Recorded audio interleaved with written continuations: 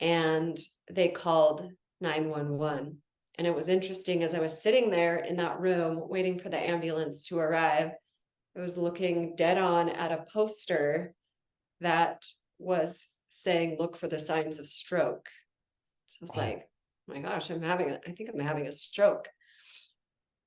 So there's so many parts of the story, and I'm sure I'm not going to tell it to you in chronological order, but ultimately, the EMT did arrive on the scene, and I was young at the time. My stroke happened almost 12 years ago. He examined me and said, I think you have vertigo.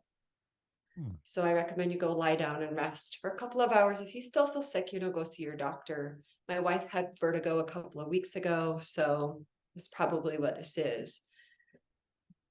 And before, there was like 10 or 15 minutes before the ambulance came, and I was having difficulty just sitting in a chair. I was like falling out of the chair. I was throwing up. I had this horrible, awful pain in my neck. I was very dizzy. And I actually thought that I was dying. I had a moment where I was saying goodbye to my children. I was like talking to God to take care of my children. I was like, this is it. I think I'm dying. It's very surreal to think that you're dying.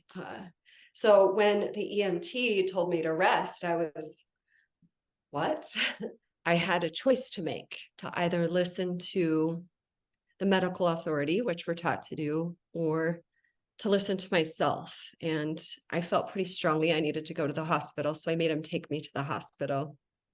And he did. Didn't use his sirens or anything like that. He kind of just moseyed to the hospital, which fortunately wasn't that far away.